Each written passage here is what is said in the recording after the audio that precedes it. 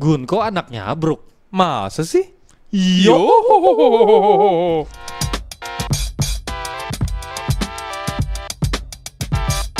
Oke, halo guys. udah? Back. Udah dong. Kan Udah udah nih. beres bumpernya. Oke, boleh. Welcome back to another episode of Ngemeng One Piece bersama gua Steve Okutora. Oke, nah kali ini kita mau bahas soal chapter yang paling baru Ya, nih, Tra, yang baru kita keluar. segmen baru ya, bahas Segmen baru. chapter. Review chapter Yap. 1149. Tapi sebelum kita mulai tentunya jangan lupa buat di like and subscribe dulu ya guys. Dan kalau kalian berkenan tentunya jangan lupa di-share juga konten ini biar saudara, kerabat, teman kalian juga bisa ikut menikmati. Dan buat kalian-kalian yang tertarik buat product placement atau segala macam bisa Betul. langsung aja business and query-nya di Betul. description. Banyak teman-teman di gelas Bisa ada, di gelas. nanti produk bisa taruh sini, di TV juga bisa Di teman-teman. belakang sini juga bisa nih. Ini. Kita udah ada masuk satu nih Oke, teman-teman. udah ada TV nih. Dari sekarang. mana kok? Kasih tahu kok. Dari Samsung tentunya Iya. dengan smart monitornya ya Betul. guys ya, yang bagus. Kita bisa lihat nih resolusinya keren banget gitu. Bezelnya juga dan warnanya. Wah, Enggak, ini bukan pokoknya modal, bukan produk review ini belum bukan. produk review. Jadi Oke, kita oke. taruh aja di sini. kita masih episode One Piece, belum ada episode review. Oke. Wow. Nah, tapi sebelum kita mulai masuk ke pembahasan chapter, Yap. tentunya ada sebuah kebiasaan yang sudah kita lakukan selama ini, yaitu kita bacain komen-komen komen. dari kalian. Ya. Ini Oke, dia. langsung aja. Ya, ini Oke. dari chapter apa? Dari Video yang sebelumnya terakhir ya, yang terakhir soal ya. Devil Fruit paling Oke. underrated. Oke, ini pertama dari ya udah terserah Hehehe. Nah, menurut saya Devil Fruit Karibo juga termasuk underrated. Numa Nomi atau manusia rawa. Dia bisa menyimpan benda seberat atau sebesar apapun ke dalam rawanya. Ini bagus buat menyimpan senjata, harta karun, atau untuk menyembunyikan seseorang. Bagus sih.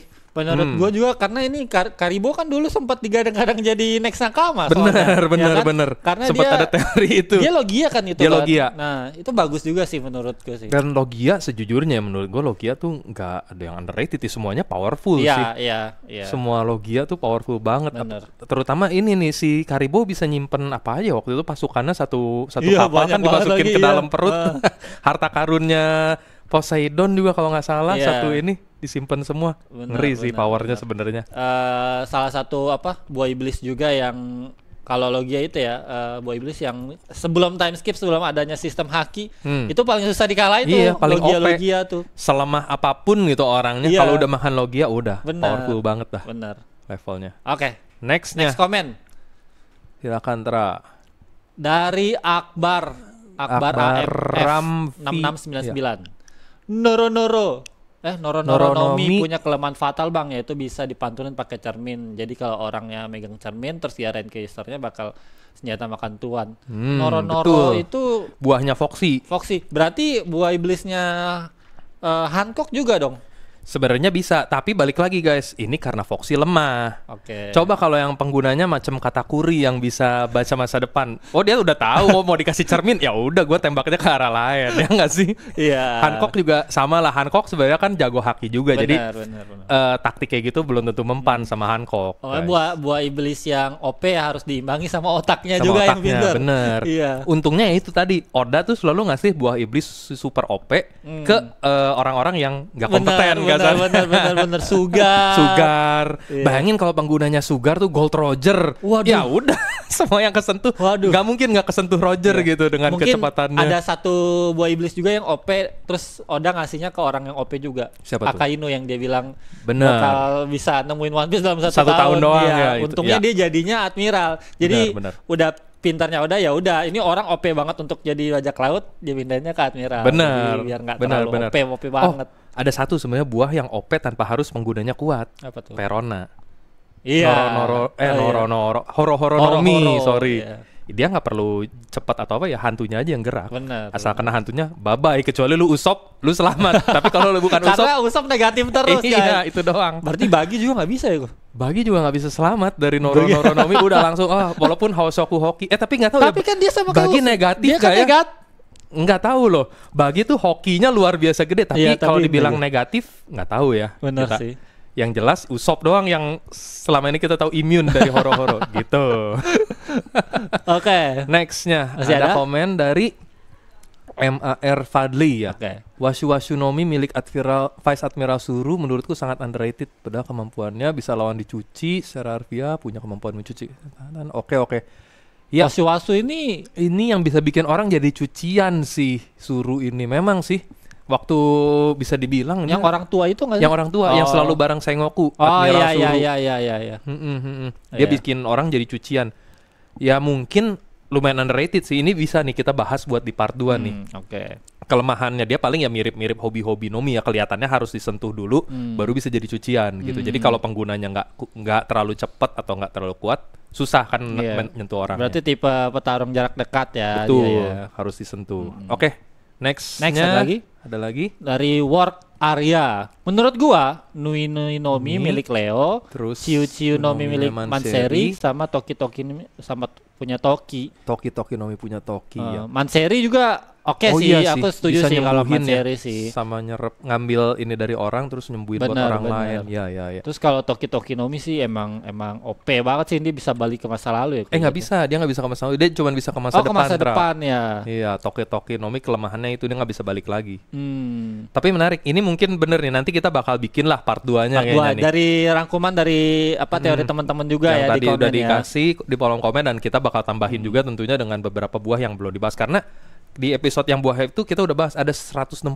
buah iblis di dalam dunia One Piece tuh. Yang udah ketahuan. Yang udah ketahuan, udah Oke. dikonfirmasi canon ya, Iya. yang dikonfirmasi canon. Belum sama yang dibaca sama Sanji sama Iya, belum. Blackbird ya. Belum. Di katalog itu masih banyak tuh. Yoi, tebel banget guys bukunya masalahnya. Bener. Nanti kita bakal tambahin lagi, kan kita di episode terakhir tuh baru bahas 18 doang. Oh gitu. Yang paling underrated. Jadi kita bahas 100 lebih lagi. Mungkin nggak semuanya kan, Oh, nggak semua semua kan? underrated. Oh, nggak semua kan? Mohon maaf Kayak nih. buahnya Saya udah Enel. deg-degan Enggak, ini enggak. kayak hidup saya Itu- untuk membahas buah iblis doang. Episodenya sampai tahun depan kayaknya, Iya, nanti baru makanya. habis. Makanya. Oke, masih ada lagi? nggak nih? Oke.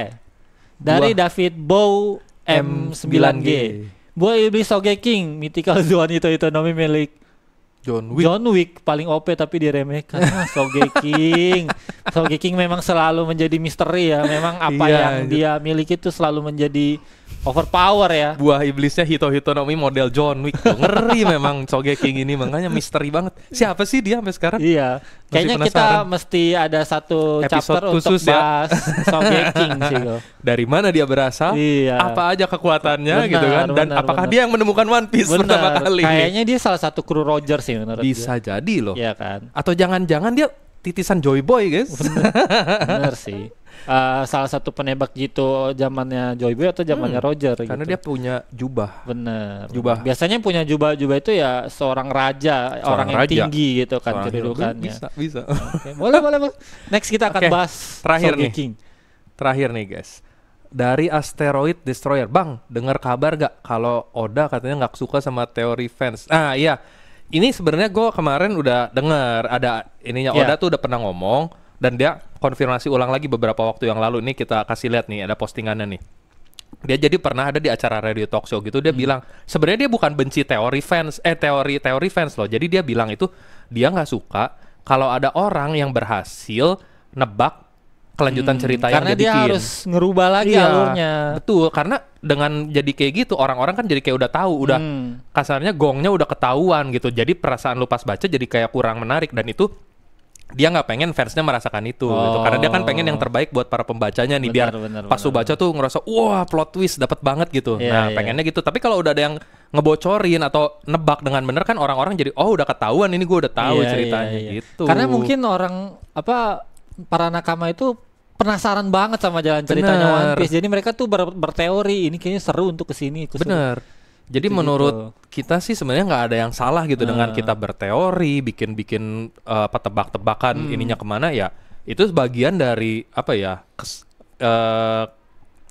Yang bikin Bisa One dibilang Piece hidup juga yang kan bikin dari One Piece, situ. iya, karena saking menariknya gitu One Piece, dunia One Piece dan misterinya kan banyak gitu. Jadi orang-orang bertanya-tanya. Karena dia di manga-manga lain juga kayak yang teori-teori juga kurang gitu kan. Bener. Nah, ini One Piece nih paling banyak teoritisnya nih, makanya yang bikin salah satunya dia jadi gede itu gara-gara nakama-nakamanya ini yang bikin teori gitu. Dari awal tuh banyak teori-teori yang sampai sekarang masih belum terpecahkan. Iya nih. gitu. Bahkan mungkin ya ada teori-teori yang nakama bikin tuh di luar kepala yang benar-benar wah keren juga nih kalau kayak gitu. Tapi sebenarnya Oda tuh nggak mikirnya sebenarnya nggak nyampe sana gitu. Benar. Mungkin bisa jadi juga Oda ada beberapa yang kepikiran setelah dia baca-baca ini fans menarik nih, ini Menarik bisa gue pakai nih, ini bisa gua- gitu. benar. Mungkin ya. Yang masih inline sama Yang endingnya lah. Inline sama gitu. endingnya, minjem elemen dari situ buat nambah-nambah di plot dia, ini nggak ada yang tahu. Benar. Gitu. Jadi ya menurut gue sih sah-sah aja buat bahas teori selama kita nggak terlalu yang yang sebenarnya yang bikin nggak menyenangkan itu kalau orang-orang yang maksa teorinya harus benar gitu. Jadi kayak ini nggak sesuai sama ini gua nih, harusnya gini lebih rame. Enggak juga ya. Enggak. Terserah Oda dong. Dia mau bikin ceritanya dia kemana. orang yang bikin kalau saya buat. Iya, ya kita menikmati aja gitu. Kalau nggak serata prediksi kita salah atau apa ya udah, kita kan cuma sekedar mengeluarkan opini gitu istilahnya. Benar, gitu guys. Tadi itu yang di postingan itu ada si Stella ya kok. Apa? Stella mana? Coba Itu. kita lihat lagi, balik lagi. Stella mana nih? Stellanya Vegapunk. Oh iya Ya. ya, bener juga. Itu Stella ya? Ini inspirasinya Stella nomor 1 yaitu Shaka yang Metal Logic. Shaka ya? Shaka, iya. Sorry guys. Sorry. Ini Stella bukan Stella, apa namanya, satelitnya nomor Satelit. 1 si Shaka. Shaka. Inspirasinya tepatnya karena yang aslinya itu Daft Punk. guys. Defang. Oke. Kita langsung aja masuk ke pembahasan chapter 1149 ya. Nah, ya. Ini chapter yang rame banget sih menurut gua, karena di sini banyak yang lumayan di reveal sama Oda dan jadi misteri dan jadi bahan perbincangan fans lagi nih karena banyak yang berteori-teori nih. Dan banyak juga yang nggak expect kok orang-orang pengennya Im-sama tuh turun di chapter terakhir gitu ya, di arc terakhir. Ini tiba-tiba muncul di sini. Ayo kita langsung bahas, ayo masuk saja ke dalam pembahasan. Kita bahas panel per panel kali ya, biar seru. Langsung kita buka aja nih. Ini langsung dari cover story-nya. Ini Botakuri Maid Cafe. Wah, ini sih kesukaannya Sanji sih. Nami cantik banget. Ada teorinya kok tuh. Lilith. Ada Lilith. Tapi ya itu teori-teori kita ya? nakama baru. Tapi di kiri bawah sebenarnya ada juga nakama baru. Tuh dia. Boni. Gitu ya, udah. Ini biasanya hewan-hewan kayak gini nih bisa jadi clue gitu loh. Bisa. Sebenarnya Oda tuh kan dia bilang dia emang suka hewan, makanya dia selalu masukin gambar hewan ke dalam cover story gitu. Dia suka banget gambar binatang. Tapi kadang-kadang ini bisa jadi clue atau petunjuk lah gitu buat sesuatu. Cuman yang kita masih nggak tahu nih, ini maksudnya si kucing garis-garis ini apa nih? Cocok sih Stella masuk sih emang. Cantik. Ada Bonnie, ada Lilith. Nah itu yang RIP siapa? Feeling gue ini sebenarnya Bonnie iseng aja, makanya dia lari ketawa-ketawa, dia ngasih RIP ke minuman atau ke makanannya salah satu dari mereka, guys. Dikasih racun-racunan biar parah sakit perut. Banget. Iseng ya si Bonnie ini. Parah banget. Ya masih bocah gimana ya. Tapi itu bisa jadi clue Bonnie bakal mati gak sih? Wow. Waduh, ini terlalu jauh nih. Ini sebuah teori menarik tapi terlalu jauh kalau biasanya kalau kayak gitu-gitu soalnya Oda suka nyempil-nyempilin kayak gitu kan. Cuma ya semoga aja enggak ya guys ya, terutama fansnya Bonnie. Tapi Stella cocok lu Stella. Boleh lah. Next kenapa sih Stella mulu? Lilith lu cocok banget jadi next nakama. Dan di sini Usopp sedang kaget, guys. Wah, kenapa dia kaget? Karena buku apa? Lihat itu pasti lihat Botakuri itu kalau di bahasa Jepang, Botakuri itu kafe yang dalam tanda kutip menjebak pelanggannya. Mungkin kalau kalian ada yang pernah mendengar gitu ya, di Jepang yang ada yang cewek-cewek yang seksi ngajak kalian masuk ke bar, terus begitu kalian minum-minum ternyata harga minumannya satunya tuh mahal, super mahal, luar biasa. Nah itu tuh namanya Botakuri sebutannya, guys. Bukan katakuri botak. Bukan katakuri yang udah tua jadi botak. Beda. Ini Botakuri. Makanya Botakuri Maid Cafe. Makanya si Usopp kaget di sini pasti itu lagi lihat bill. Apalagi Nami nanti kaget dong. Naminya kan maidnya. Dia justru yang nge-charge-nya nih. Cocok makanya Nami Botakuri. Wah, cocok banget. Iya. Bisa dibilang wah kalau Nami itu diledekin sama si ini ya. Sama si Lilith. Nah, lu rasain lu. Mampus tuh bayarnya lu. Masuk jebakan. Oke, next kita lanjut ke panel berikutnya, panel kosong, guys. Ya. Oke, berikutnya panel kosong terus langsung nih ke ini pertama. Ini langsung lanjutan dari chapter sebelumnya yang pasti Gaban ngebelah si Somers. Ini kita sumbernya dari ini ya teman-teman ya. Manga Plus ya. Yang bahasa Indonesia kita ambil nih ya. Langsung dia itu siapa? Nah, ini kan mereka belum ketemu sama si Gaban ya. Si Gaban itu ketemunya sama Nami, Luffy, Zoro, Chopper ya? Chopper kalau nggak salah. Chopper ketemu nggak sih? Pokoknya yang ikut ke kastil, gue lupa. Yang ikut ke kastil. Sisanya memang Jinbe, Robin sama belum ketemu. Gitu. Terus coba kita lihat lagi satu-satu. Nah ini, tadi yang atas kayaknya masih ada nggak sih? Nah ini nih, Ini kan ini juga jadi perbincangan di chapter sebelumnya di mana dia berhasil motong si Somers gitu kan. Sementara sebelumnya tuh kayak Brook gitu udah pada nyobain kan lawan ini tapi nggak ada yang berhasil gitu. Dipotong nggak mempan, dilukain nggak bisa karena mereka punya semacam immortality yang kita masih belum tahu sampai sekarang gimana cara nanggulanginnya. Tapi di sini kayaknya si Gaban udah tahu merasa serangannya juga belum terlagu kuat juga jadi dia sudah melemah. Sudah melemah gitu. Kayaknya dia expect-nya tuh lebih dampaknya lebih berefek lagi lah, dampaknya lebih signifikan. Mungkin sekali tebas langsung tewas gitu. Sampai dia harus nyerang kedua kali lagi nih balik. Bilang, rupanya aku sudah melemah ya. Memang sih Gaban ini kan seangkatan sama Rylek yang mereka udah pada tua juga gitu kan. Dan Rylek sendiri bilang udah melemah nih. Padahal lemah-lemahnya dia bisa ngimbangin Admiral loh 1 lawan 1 loh. Ya gimana mereka lagi masa jaya-jayanya dulu makanya bayangin Admiral dipakai main kayaknya masih dulu. Sama ini yang gue paling kaget. Ini turn barrier-nya si Sommer ini kan pasti udah dilapisin haki tuh ya, ada hitam-hitam gitu. Masih bisa ditembus loh sama kapaknya si Gaban. Kapak 212-nya si Gaban ini loh. Iya lihat tuh. Jepret. Dia sampai ini pelahap gunung ini Mountain Eater. Mereka juga nggak ada yang tahu kalau dia ada di Elbaf benar. Si Gaban ini. Iya benar. Ya. Nah terus lanjut. Mereka masih berantem di sini terus. Kok beramah orang itu di sini Usopp juga baru kaget karena Usopp kan belum pernah ketemu dia gitu. Mereka yang dapat cerita dari raksasa Elbaf si Usopp, Jinbe sama ini tuh tahu ceritanya. Tapi kalau Nami justru nggak tahu ceritanya. Nah ini si Robin tahu ya? Robin tahu, soalnya dia taunya dari Ripley apa dari dia mungkin tahu dari sebelumnya kayak awal-awal ketemu Rylek juga dia udah tahu soal si Rylek gitu. Kan Robin pengetahuannya paling luas. Iya, soal si Gaban juga mungkin dia udah tahu dari sebelum-sebelumnya, cuman ya diceritain ulang sama para raksasa itu di Elbaf gitu. Cuman dia belum pernah ketemu langsung selain di sini. Gitu ya. Oke. Dia membuat Luffy dan Zoro kewalahan. Iya bener sih. Kan waktu di chapter sebelumnya kita lihat nih Gaban main-main lawan Luffy sama Zoro gitu kan. Iya benar. Oke, next. Dia adalah tangan kiri Raja Bajak Laut. Serangan Chopper masih ngumpet ya di balik kumis ya. Belum terperangkap dia. Nah, dia bisa bantuin sama Robin ya karena duri-durinya si Somers ini nggak mengunci kekuatan buah iblis tapi ngunci orangnya biar nggak bisa gerak aja sih gitu. Nah, lawannya ini dengan Crimson Hell. Epic attack-nya dari Skopper Gaban yaitu Futen Raku nih. Ini langsung kebelah dua si Somers. Sama senjata-senjataannya loh sampai kebelah loh. Padahal udah dilapisin haki dan Gas Knight nih gua rasa hakinya juga nggak main-main ya nggak sih? Bener. Bukan haki orang sembarangan gitu. Berarti ini hakinya jauh. Bahasa Indonesia lucu. Maju sini gitu. Aku sedang buru-buru tahu. Oke, bawah, sorry, bawah lagi. Ups, nyaris saja. Itu apa tuh masih bisa diserang sama apa? Dia hampir mendarat di duri-durinya Somers ini, guys. Iya. Serangannya si Somers selain bikin duri-duri di senjatanya di bawah juga di lantai. Iya. Pokoknya bisa nimbulin duri-duri di mana aja gitu ya. Terus jadi di sini si Somers sudah dikalahin sama si Gaban terus dia langsung bergegas nyelamatin si Kolon. Gila kayak segampang itu ya Gaban ngalahin salah satu Guts Knight. Gampang banget gitu. Nah, ini Chopper langsung cabut nih. Cabut dia. Waduh sakit ngelewatin duri-duri dia. Nah dia pasti punya satu rahasia nih. Dan Rylek juga harusnya sama karena setara nih. Pasti tahu caranya ngelawan Ghost Knight atau orang-orang yang abadi ini. Sementara Chopper satu-satunya orang di situ yang nggak kena ininya Sommer gitu ya. Dia pengen cari tahu gimana nih si Gaban segampang itu bisa ngalahin si Sommer gitu kan. Sementara teman-temannya nih masih terperangkap 4-5 orang nih sampai terperangkap semua. Tapi di sini uniknya walaupun si Sommer ini udah kebelah dua gitu, efek buah iblisnya nggak hilang. Berarti dia belum mati kok. Belum mati dia pasti di situ.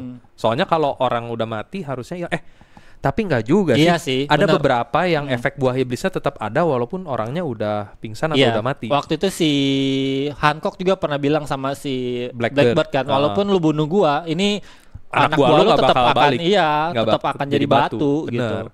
Jadi buah iblis itu beda-beda ya guys. Ada yang kayak Sugar, begitu pemiliknya pingsan, efeknya lepas. Benar, ada yang kayak Hancock, walaupun dia mati, efeknya tetap ada. Jadi mungkin si Somers ini kekuatannya mirip sama si Hancock gitu. Atau enggak, kalau kayak yang Okter tadi bilang, mungkin dia belum mati atau belum pingsan. Intinya gitu.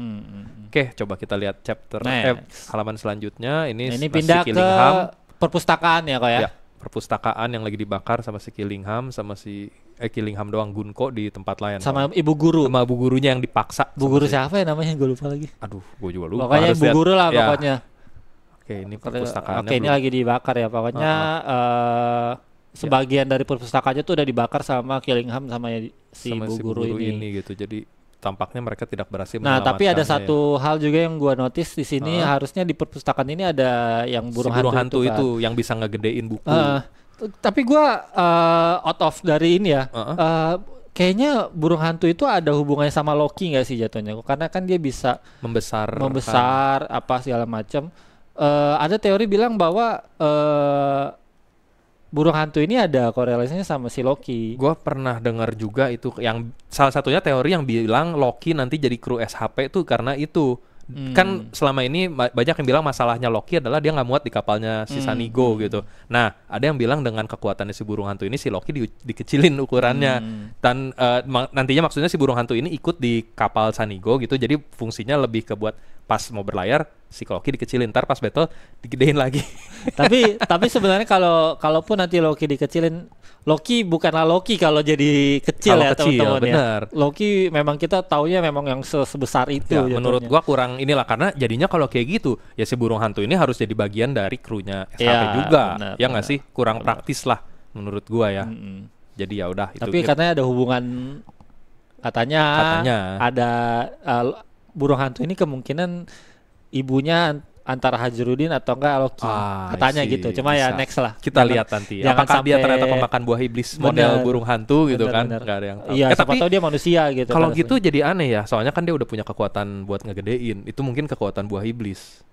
Bener sih. Jadi kayaknya nggak mungkin kalau dia buah tipe Zoan. Oke rasanya. Oke, langsung kita lanjut lagi. Di sini udah kebakar setengahnya. Kita nggak tahu gimana nasib buku di dalamnya. Iya. Katanya sih bisa jadi buku-buku itu dikecilin sama burung hantunya. Bisa jadi gitu. biar nggak kebakar. Jadi bisa dibawa kabur sama dia. Dan di sini juga kondisinya kita nggak ngelihat sama sekali burung hantunya di mana. Betul. Di dalamnya kita nggak tahu kondisinya, luarnya yang pasti udah kebakar setengahnya gitu. Dan ini di sini si Elder Jarul, Saul sama Robin semuanya menangis menangisi. Jarul merasa bersalah. Iya. Dan ini di sini baru balik lagi ke Gunko nih. Gunko yang lagi ngawasin anak-anaknya yang lagi mau lemparin siapa ini? Ronja namanya si anak ini. Ronja. Iya. Oke. Dia merasa bersalah banget gara-gara dia itu perpustakaannya jadi kebakar. Karena dia yang jadi dijadiin sandera gitu. Kalau nggak dibakar si Ronja ini yang disuruh loncat gitu. Padahal ya bukan salah dia juga sih sebenarnya.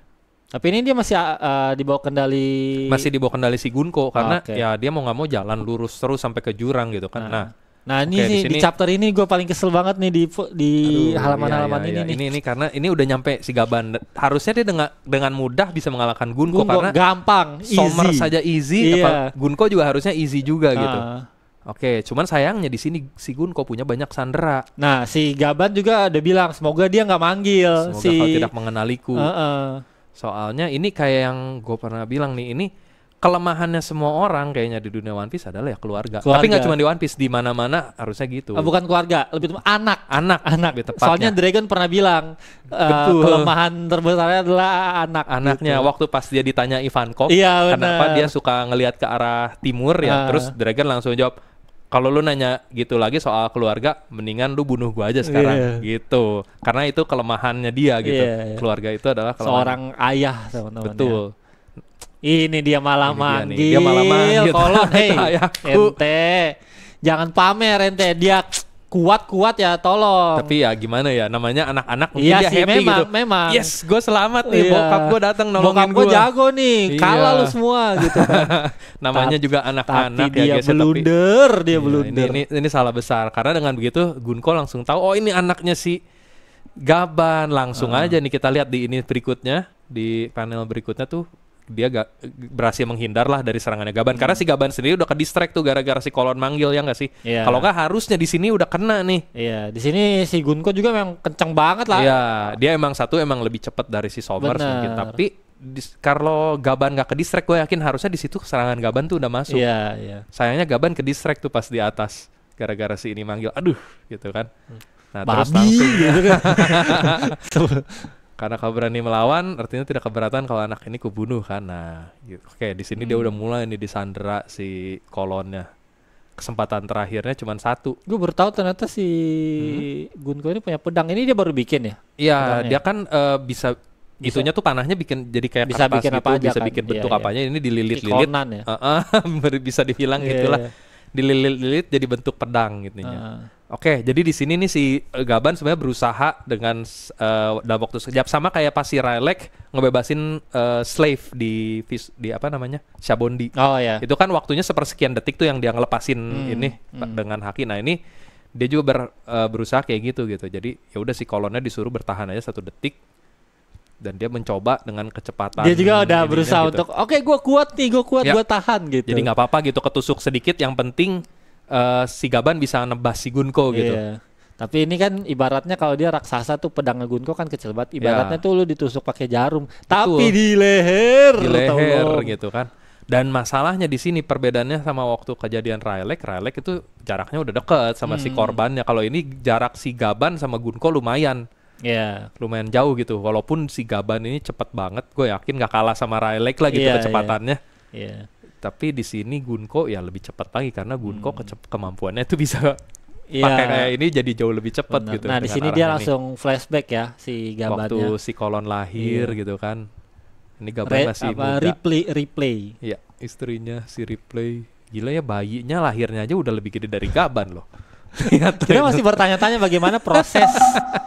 Sudahlah. Nah, buat yang bertanya-tanya atau mungkin bisa menjelaskan, coba langsung taruh di kolom komen menurut kalian gimana nih guys, Gaban sama Replay. Gue juga lagi bingung sih, apakah burung hantunya bisa membantu prosesnya mungkin dibantu gitu. Gaban biar mungkin, guys. Biar besar. Pikirkan guys, gitu gimana guys. Tapi ada satu momen di sini kok, coba dibalikin tadi yang pas dia flashback. Nah, dia bilang dia adalah hartaku seumur hidup. Kayak gue berpikir kayak apakah setelah semua kru Roger ini sudah berpencar ya, jadinya mereka mencari hartanya mereka itu adalah berkeluarga. Roger berkeluarga. Rayleigh. Tapi Rylek nggak berkeluarga, Tra. Maksudnya dia nggak punya anak sih. Dia punya istri. Tapi sampai sekarang belum tahu ya. Belum tahu istrinya atau ini. Maksudnya gitu. Enggak, itu belum tahu itu dia punya anak apa enggak. Iya sih. Siapa tahu salah satu tokoh penting kan. Benar. Dan mungkin dirahasiakan karena ya seperti yang tadi kita bilang, anak itu adalah kelemahan setiap orang tua. Bener. Jadi kita belum tahu sampai sekarang apakah Rylek itu punya anak. Siapa tahu gitu kan. Sampai sekarang kita masih belum tahu loh Rylek sama Shaky ini hubungannya apa nih. Bener juga sih. Suami istri kah? HTS kah? Gitu kan. Tapi sampai terakhir yang aku dapat info ya Shaky memang istrinya dia sih sebenarnya. Cuma kalau dari yang kita lihat gitu ya, dari hubungannya mereka. Tapi kita nggak tahu, balik lagi guys. Nggak pernah dikonfirmasi, bahkan di SBS pun belum ada sih. Soal Shaky sama Rylek. Kalau nggak salah cuman Oda pernah bilang ya, hubungan orang dewasa rumit gitu intinya. Ya. Shaky apa Shiki kok? Shaky. Kalau Shiki beda lagi dong. Nanti ini ini kalau gitu ntar jadi pelangi-pelangi nih judulnya nih. Shaky. Masa sama Shiki guys. Aduh. Wah, Zoro sampai jatuh tuh, lihat. Sampai ketawanya ngakak Zoronya. Zoro sampai terngakak. Iya, jadi itu gua kayak notice sesuatu. Jadi setelah mereka menemukan One Piece, mereka memutuskan untuk mencari harta lain, yaitu keluarga. Hampir semuanya punya sosok anak lah, bisa dibilang gitu. Bener. Jadi kayak Roger dengan Ace. Apakah kru Roger ini mengikuti pendapatnya Whitebird? Whitebird kan bilang hartanya dia adalah keluarganya. Bener. Jadi kayak di sini kayak gue menotis terinspirasi ya dari gue menotis ini adalah ada sesuatu hal yang unik. Jadi si Gaban bilang ini adalah hartaku yang paling berharga gitu kan. Atau ada hubungannya sama One Piece. Setelah mereka dari Laugh Tale. That's why gue bilang setelah mereka melihat ternyata One Piece itu adalah keluarga atau sesuatu yang berhubungan sama keluarga atau menginspirasi mereka berkeluarga. Gitu. Jadi dari habis lihat One Piece bisa jadi guys. Seru banget guys. Nanti mungkin kita bahas soal seputar apa itu One Piece kali ya. Boleh.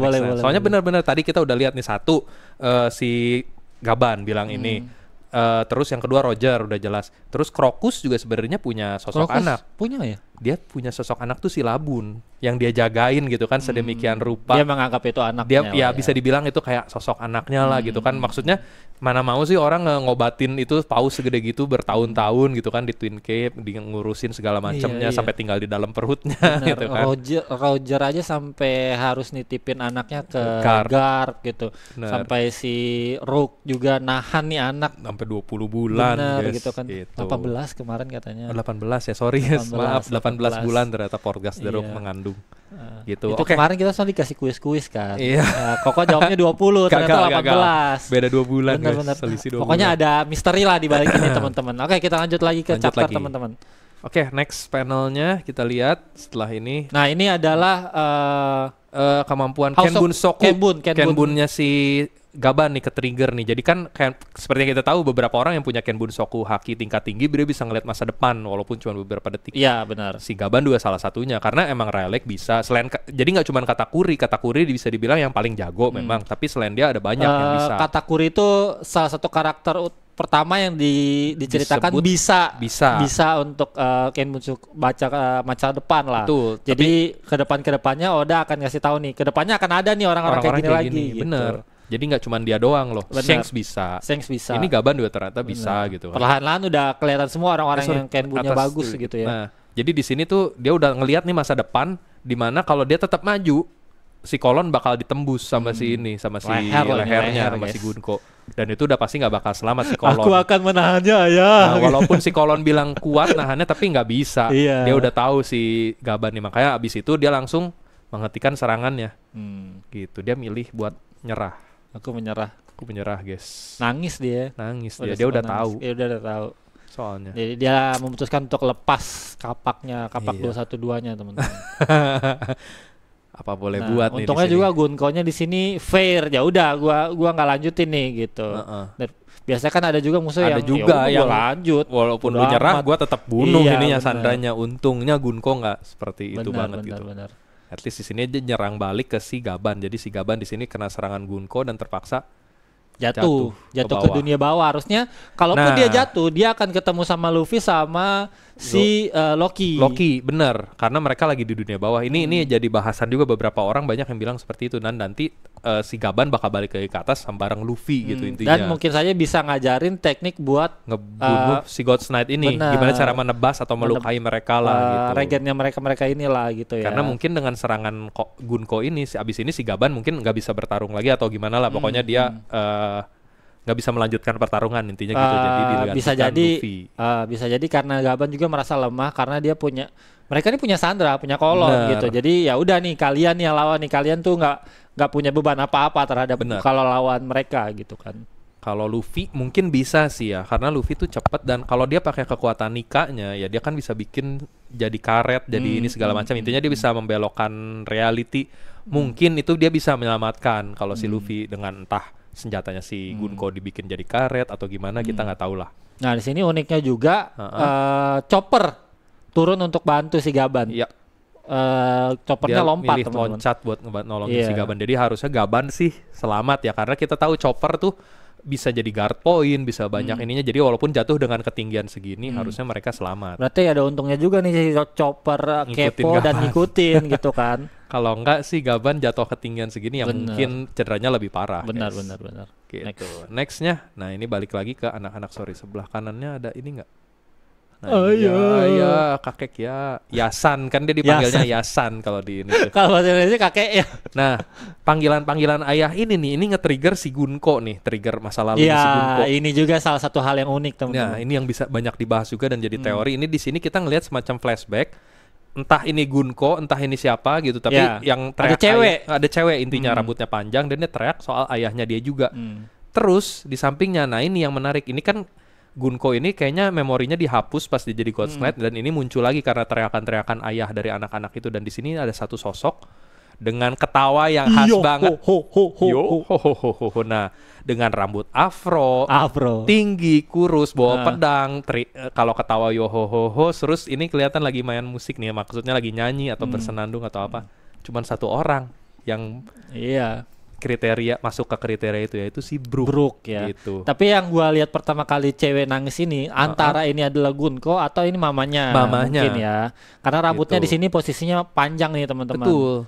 Dan tapi kalau secara ini kan kalau komik kan hitam putih ya, jadi kita nggak bisa lihat. Tapi secara pattern dan kayaknya warnanya kayaknya harusnya sama rambutnya Gunko gitu. Ini antara dia atau mamanya gitu ya. Tapi soalnya kan di sini dilihatnya flashbacknya adalah dianya masih kecil. Nah, yang ininya satunya agak lagi, digedein aja, di zoom out sedikit yang biar satunya kelihatan lagi semuanya panelnya. agak Di zoom besar out, gitu kan. Nah, gitu. Nah, ini sebelum itu masih bahas yang kanan bawah dulu, yang tadi yang soal si ini. Nah, si Brook ini kita masih belum tahu apakah sosok ayah yang dimaksud di sini itu adalah ke si Brook ini gitu kan, sosok yang sepertinya Brook gitu. Kita masih belum tahu ya. Cuman kalau dari dugaan sih ya ini 90% Brook gitu. 90% Brook. Tapi teman-teman, ini ayah ini bisa jadi hubungannya dia adalah ayah kandungnya Gunko atau dia seperti Shanks, cuma ya udah nih gue menemukan anak ini di satu desa, ya udah ini jadi anak gue deh. Betul. Gitu.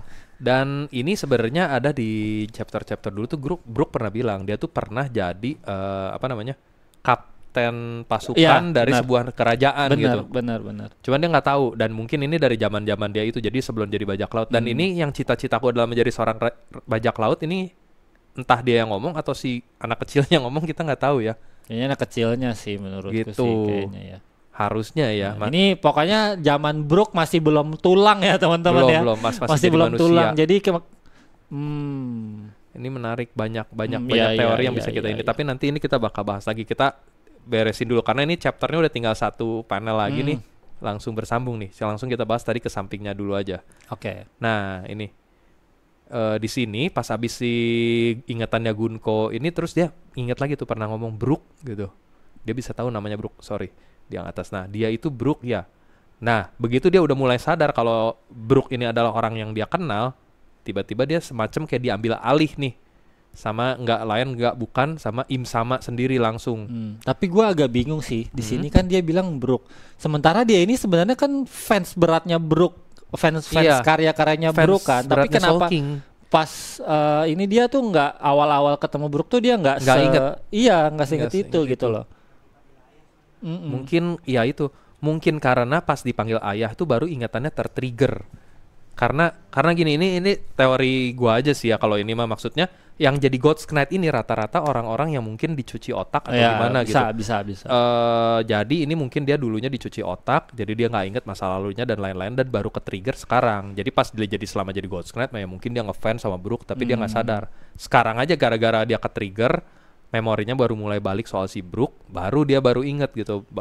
Tapi sayangnya pas dia baru nyamperin si Brook, tiba-tiba Im Sama muncul nih. Ya, ambil alih tubuhnya. Karena dia tiba-tiba nanyain kenapa kalian lama banget gitu ngejalanin misinya. Tapi di sini dia bilang salah satu yang ini juga nih yang menarik, kalau Tanah Suci Marijoa telah menjadi lautan api. Bandung dong ya? Iya. Wah. Mungkin teori One Piece itu ada di Tanjung Priuk. Bener. Di Dago. Wah. Teorinya teman-teman, Bang yang bener nih kayaknya nih. Karena teori sama ini juga waktu itu siapa sih namanya? Lotrangga.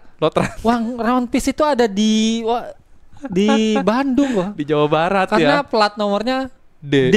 Bener. Platnya D. Real. DA memang. Wah, One Piece itu ada di Indonesia, teman-teman. Ternyata ya. Marijoa kan tadi di Lautan Api di Bandung. Lautan Api di Bandung. Ya One Piece Raftel di Tanjung Priuk. Bener. Deketan. Men, what the ini teori ngawur. Tidak memikirkan teori-teori ini dari dulu kok. Ini baru teori liar, guys, kalau ini. Marijoa Lautan Api. Ayo Bung rebut kembali. Tapi yang rebutnya God's Knight. Gimana nih?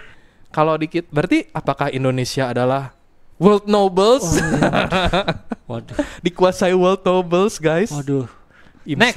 Oke, kita semakin ngelantur nih gara-gara Bandung Lautan Api nih. Nih, jadi dia membutuhkan pasukan secepatnya. Oke, jadi teorinya kalau kita bahas satu panel ini dulu ya, apakah Tanah Suci Marijoa ini sedang diserang sama seseorang yang menggunakan kekuatan api gitu. Soalnya bisa dibikin jadi lautan api seperti yang kita tahu, yang punya kekuatan api itu ada dua ya. Yang pertama jelas Sabo. Buah api-api merah-merah. Yang kedua Akainu gitu. Magu-magu. Dua itu yang kita udah tahu nih dengan pasti bener. bisa ngeluarin api dan menjadikan api gitu. Ya, yang pertama alasannya Sabo adalah mungkin Revolutionary Army sudah bergerak untuk menyerang Tanah Suci Marijoa. Tapi di sini kalau menurut gua agak anehnya karena mereka udah mencoba sebelumnya waktu ngebebasin Kuma, udah pernah perang gitu di sini. Sekarang alasan apa yang bikin Dragon mulai bergerak menyerang Marijoa nih? Karena ada teori juga yang gue baca karena mungkin dia melihat ini adalah kesempatan bagus karena beberapa God's Knight itu lagi meninggalkan Marijoa. Jadi mungkin ini mungkin ada celah di sana, ada kesempatan untuk mereka menyerang salah satunya. Atau mereka ke-trigger pernyataan Vegapunk. Apa tuh? Ya waktu Vegapunk meninggal yang ngirim pernyataan itu yang ke seluruh dunia yang dia broadcastin. Jadi mereka ke-trigger itu, mereka mutusin ya udah langsung kita serang aja nih gitu. Sebelum ketinggian air dunia bertambah 200 meter lagi, mereka memutusin nyerang gitu. Dragon mungkin ya. Karena sebelumnya juga Revolutionary Army udah ini ya, udah pernah nge-trigger Marijoa ini dengan ngambil persediaan makanan mereka. Betul. Kan. Mereka kan lagi kekurangan makanan lagi krisis pangan di sana nih, kayak seperti di negara sebelah gitu kan. Bener, bedanya kalau krisis pangan di Marijoa tuh orang-orangnya nggak bisa makan. Oh, gua nggak mau lobster, nggak bisa makan lobster, terpaksa makan steak gitu. Bener. Kalau di sini Min, tolonglah Min, selamatin saya pakai efek-efek net gitu ya Min. Tolong ya. Jangan dong. Di highlight nanti pakai alarm net. Gitu. Gitu. Oke. Nah, yang teori kedua adalah magu-magu. Kemungkinan ada clash Akainu ini sama ya, tapi kita tetap fokusnya ke Revolutionary Army sih. Mungkin ada clash Akainu dengan Dragon kah? Gitu. Jadi yang kedua nih mungkin lebih ke ada penyerang lain selain Revolutionary Army, mungkin Revolutionary Army atau bukan gitu, kita nggak tahu. Dan yang dengan halaunya adalah Akainu. Karena kan Kizaru lagi di luar di Egghead ininya. Kita nggak tahu lagi sisanya Fujitora sama ini, kita nggak tahu kondisinya abis lawan Revolutionary Army. Jadi mungkin Akainu yang turun tangan. Jadi lautan api gitu gara-gara dia berantem. Iya, karena terakhir kali kita lihat Akainu memang dia ada di Marijoa kan. Betul. Waktu itu dia mau nahan Kuma pada saat itu. Gitu. Dan kita tahu sendiri efeknya kalau mereka bertarung kekuatan penuh. Akainu sama si Aokiji waktu bertarung kekuatan penuh, Pang Hazard berubah tuh jadi pulau api sama es gitu kan. Efeknya tuh sedahsyat itu, guys. Salah kayaknya sama nyuruh Akainu datang ke Marijoa, dibakar tuh Marijoa sama dia gitu. Nah, yang kita tahu sebenarnya kalau kita tanya kita bahas gitu possibility yang nyerang selain Revolutionary Army, sebenarnya ada Blackbeard, guys. Bisa. Karena kita tahu terakhir di Egghead tuh dia punya ngambil sesuatu dari si Saint Saturn, si Katarina pegang si Saint Saturn, terus mereka bilang misinya udah beres, terus mereka cabut. Udah gitu mereka bawa Karibou pulang ke markas ke Hachinosu, dan si Karibou udah ngebocorin kan ke Blackbeard kalau soal senjata-senjata ancient weapon itu. Mungkin itu yang nge-trigger Blackbeard buat bergerak menyerang Marijoa. Entah rencananya apa gitu, entah dia mau ngerebut ancient weaponnya, entah dia mau ngapain, pokoknya dia punya sesuatu yang melibatkan pemerintah dunia. Karena buat apa kalau nggak dia megang si Saint Saturn? Ya nggak sih? Gila, dia barbar ya, langsung nyerang tower, Blackbeard, Cok. Tapi emang kita lihat dari sepak terjangnya Blackbeard ini selalu barbar, guys. Iya sih. Dia nggak segan-segan. Maksudnya dia susah payah jadi si Chibukai, dibuang begitu aja karena dia mau ke Impel Down gitu. Cuman buat itu gitu rencana jadi si Chibukai itu cuman buat ke Impel Down, dan dia berani masuk walaupun sebenarnya dia hampir mati waktu diserang Magellan gitu. Lumayan nekat juga kan rencananya. Ya nggak sih? Itu kalau nggak ada Shiryu, habis itu dia di tangan Magellan. One Piece tamat langsung, teman-teman, nggak ada lagi Blackbeard. Nggak ada tuh yang dibilang musuh terakhirnya Luffy gitu. Bener. Musuh terakhirnya Luffy Magellan jadinya. Tapi udah kalah. Kan udah punya antibody dari si Ivankov. Bener. Nah, itu teori yang cukup menarik juga ya. Kita patut nunggu juga nih. Marijoa nih kebakar karena apa gitu nih? Kan? Semoga nanti di chapter berikutnya ada sih. Gitu. Oke, terus kita lihat abis itu. Panel bawahnya ini juga nggak kalah menarik nih. Di sini kita lihat ternyata Im Sama sendiri kayaknya langsung masuk ke dalam tubuhnya si Gunko karena kelihatan dari matanya. Dan dia langsung mau menunjukkan seperti apa nih kuasa yang dimiliki sang dewa. Iya, ada rambutnya juga kok. Dan yang menarik ini tiba-tiba Gunko rambutnya jadi panjang lagi. Makanya jadi yang tadi di flashback bisa jadi itu Gunko di masa lalu sebelum dicuci otak Benar, gitu. benar. Sementara begitu dirasukin ini balik lagi ya jadi panjang lagi gitu. Iya ya, tapi apa ya ininya Kekuatan apa gitu. teorinya apa bisa bisa saat orang dirasukin gini rambutnya bisa manjang gitu kan. Apakah kekuatan dia mengeluarkan rambut? Tapi enggak, yang pasti gini, Kekuatannya bukan rambut. Ada satu kecurigaan di mana emang Im Sama ini katanya bisa punya kemampuan banyak buah iblis gitu. bisa jadi Bisa sih. karena dia yang kita tahu ya waktu di Marijoa waktu dia nyerang Sabo itu kan kekuatan ininya yang kayak nembus tubuhnya si Cobra itu Ya. bentuknya kayak panahnya si Panahnya Gunko Gunko bener. gitu. Itu Apa jangan-jangan Im Sama ini Gunko itu sendiri? bisa jadi Bisa ada nggak sih, teori Go? seperti itu juga Iya. yang bilang kalau Gunko ini memang Im Sama. Hmm. Cuman kalau gua pribadi sih gua lebih pilihnya Insama ini sosok yang beda, dia bisa masukin ke banyak tubuh orang lain termasuk ya makanya tubuh yang sekarang seperti yang kita bahas di sebelumnya, tubuh yang sekarang mungkin tubuhnya si Lily Nefertari di Ya Lily benar gitu. benar. Jadi ya itu memang kemampuannya dia karena dia bisa dengan mudah ngasih kekuatan itu gitu, ngasih sebuah kekuatan lah intinya kayak Five Elders itu kan dikasih kekuatannya sama si Im Sama. Ya benar. Yang bikin mereka immortal, Benar. yang bikin mereka punya kekuatan apa tuh mythical zone-nya dari dia juga gitu Bener sih. tampaknya. Benar sih. Gitu. Menjadi apa? Untungnya juga chapter ini minggu depannya nggak libur ya. Nah, dan kita udah baca sedikit spoiler sebenarnya. Nah, ada nih spoiler nih, Mas Heral. Baca WhatsApp-nya Mas Heral. Saya kirim materinya ke Mas Heral. Oke. Maaf. Wah, tiba-tiba itu tadi saya kepikiran, Tiba-tiba aja. saya ada nih materinya, Ya. saya kirim aja ke Mas Heral. Jadi gitu. tadi kan kita udah bahas nih yang chapter 1149 semuanya nih sampai panel terakhir yang Ya. sampai situ yang sampai Ya. si Im Samanya mau menunjukkan kekuatannya yang mana kita juga masih belum tahu kan. Benar. Kekuatannya seperti Akan apa seperti gitu. apa nih? Tiba-tiba dia ngeras Sepowerful Elbaf apa gitu Elbafnya kan. dia pengen semuanya balik lagi jadi pengen ya udah cepetin lu beresin urusan di Elbaf biar lu bisa balik ke Balik. Marijoa. Benar, Jadi benar, mungkin dia dalam satu gerakan bakal diberesin semuanya. Tapi kenapa dia masuknya ke Gunko ya? Kenapa enggak ke kan dia. oke Sommer Ada- oke lah kepotong. Udah kalah. Ada Killing Ham juga. Padahal. Mungkin ya feeling gua Gunko ini posisinya lumayan tinggi karena dia yang di bawah si Shamrock pas awal. Menarik Gitu. sih.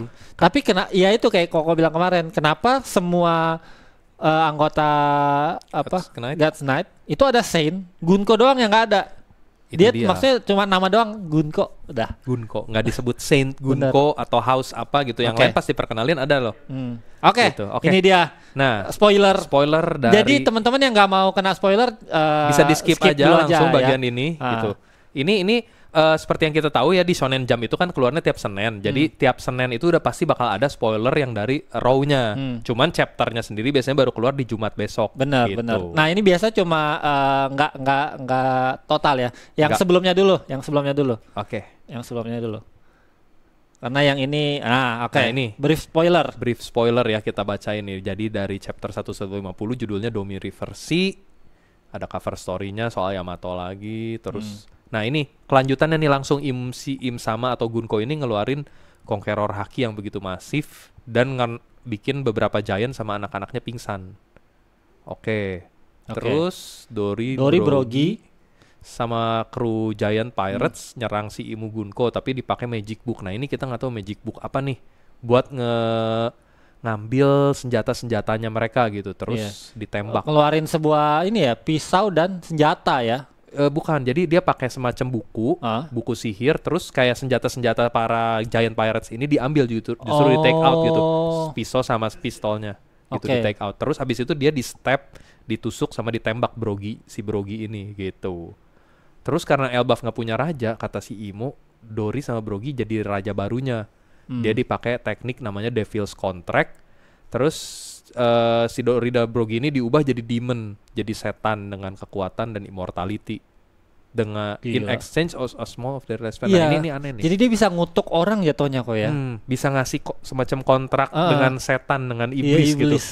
Kayak kemungkinan ya dalam bayanganku itu ada lingkaran yang kayak buat summoning itu kemarin itu ala-alanya Imu ala Five Elders gitu kan. Yang dipakai buat transportasi. Benar. Ya, nextnya chapter berakhir dengan Imu memerintahkan pasukan demon ya, pasukan iblis Jadi nggak cuma Dori Brogi, jadi beberapa raksasa juga dikasih kontrak ini. Pokoknya ditransform jadi demon, jadi giant devils, terus ditambah yang pasukan monster ini, monster nightmare-nya si Killingham itu. Buat ngebunuh si Elder Jarul gitu. Nah, demon giants ini dikasih tahu juga ukurannya segede Oars. Yang mana kita tahu Oars ini kan ancient giant segede Loki lah ya. Berarti giant-giant ini tiba-tiba jadi gede, besar. Dia langsung mengembalikan keadaan, guys. Bisa jadi ini. Epic comeback. Bener-bener diberesin dalam sekali gebrak gitu. Udah lama lu nih, gue kelarin dah langsung gitu. Gua ulti aja udah gitu. Bener. Nah, terus info paling pentingnya adalah next week tidak libur teman-teman ya. Iya. Dan itu tadi katanya ya nggak bakal ada break. Dan ini berita paling penting sebenarnya buat Nakama ya. Nah, ini spoiler terbaru teman-teman. Entah ini benar atau tidak ya.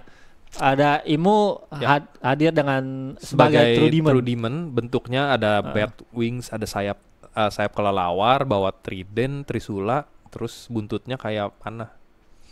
Ya ini kita masih nggak tahu. Ini nggak tahu ya. Ini masih mungkin kayak apa teori-teori yang beredar yang liar lah ya. Soalnya jadi beda banget bentuknya dong sama siluetnya selama ini. Ya memang si Oda selama ini kalau bikin siluet kan selalu beda sama aslinya. Benar. Mungkin ini ya udah perubahan gitu. Makanya yang nusuk kobra itu bisa jadi pakai buntutnya, bukan pakai skill kayak si Gunko itu ya. Sebenarnya masih masuk akal sih, cuma kita belum bisa percaya dulu karena ini masih spoiler teman-teman. Masih spoiler, banyak guys. spoiler beredar tuh yang ya palsu aja, yang apa ya, rumor lah, rumor belaka. Ya teori-teori fans lagi lah seperti biasa ya. Buat tahu pastinya tunggu chapter 150 keluar aja guys. Oke, balik lagi nih, coba kita lihat tadi Devil's Contract. Sebenarnya itu menarik buat dibahas karena Devil's Contract ini dia langsung nge-transform Dori dan Brogi di luar keinginannya dia jadi langsung kayak bonekanya Im sama gitu. Iya, balik lagi kayak dikutuk jatuhnya. Kayak dikutuk bener.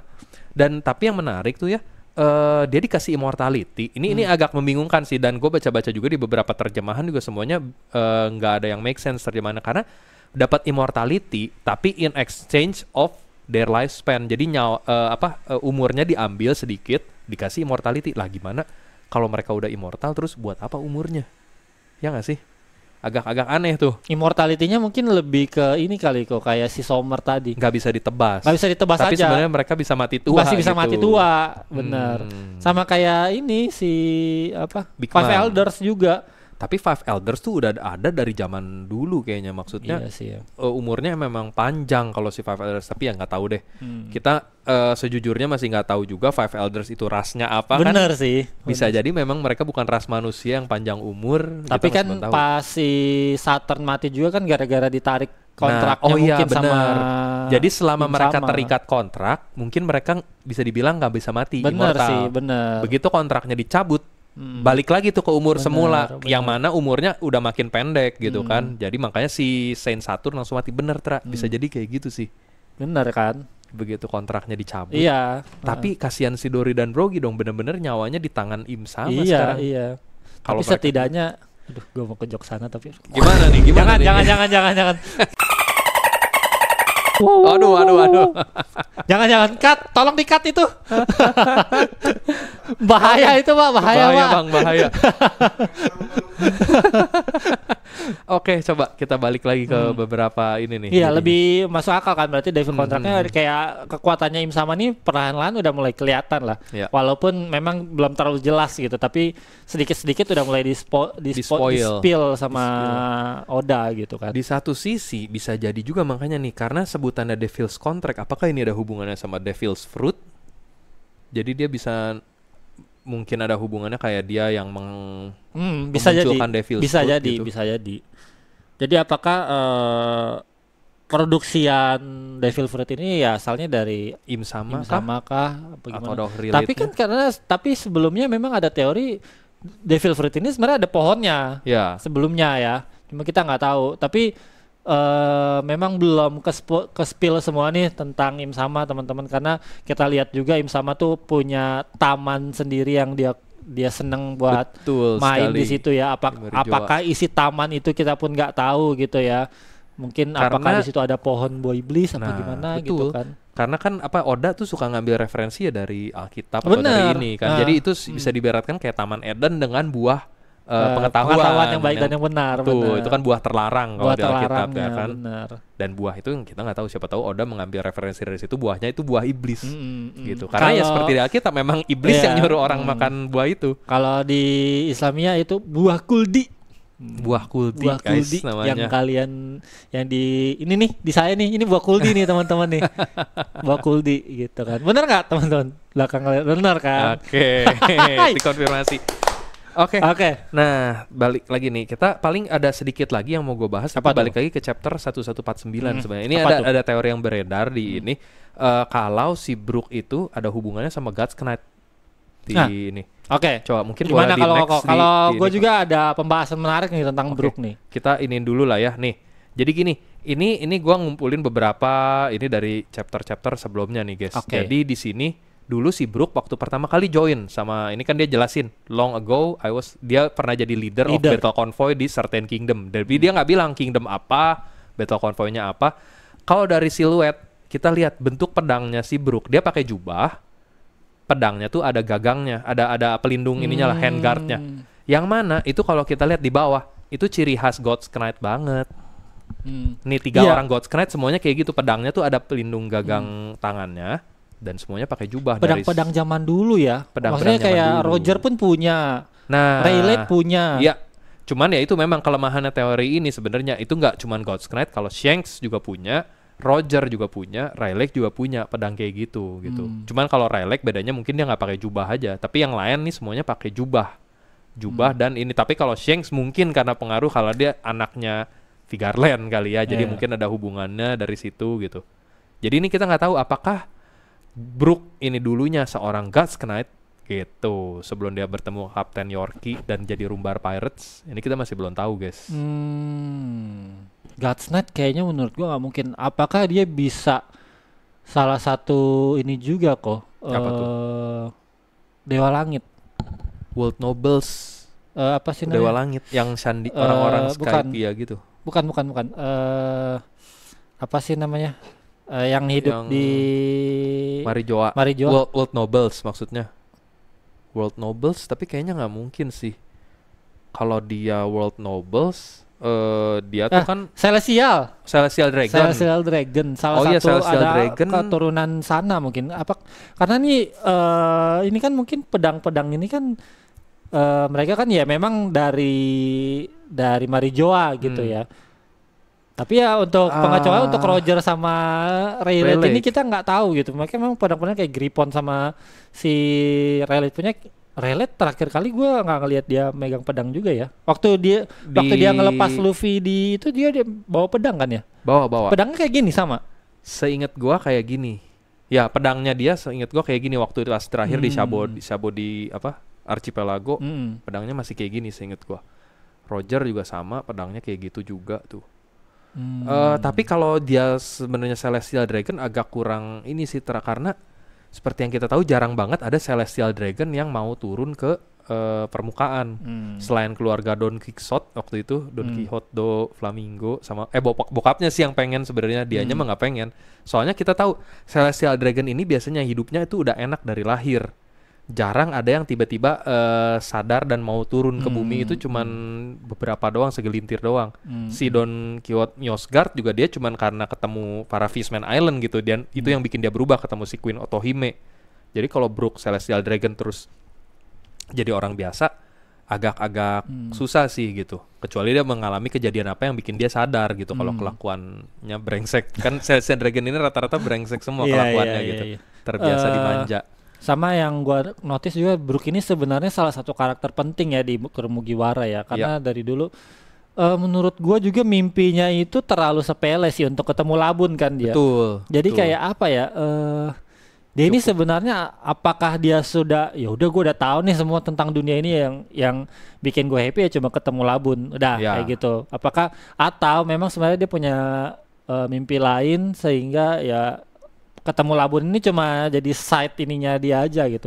Karena beberapa kali Brook ini menjadi karakter penting di beberapa arc loh. Waktu di Dari Whole Cake. kemunculannya di mana? Di Oh Whole iya di Cake. Whole Cake. Whole Benar. Cake itu kan sebenarnya rencana tuh hampir gagal loh.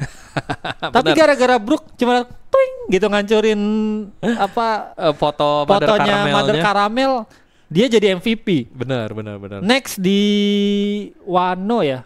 Di Di Whole Cake pun dia gara-gara dia bisa dapat Red Von Glief itu, benar. Kopian Von Glief Benar. karena si Brook nyelinap ke sana. Benar. Nah, Brook ini seringkali jadi MVP teman-teman. Diem-diem Sebenarnya walaupun dia nih karakter apa nakama terakhir, hampir terakhir yang didapat sama Luffy, tapi sebenarnya dia nih karakter Banyak loh penting ini nih. Dia ini penting. kuat nih sebenarnya nih. Benar.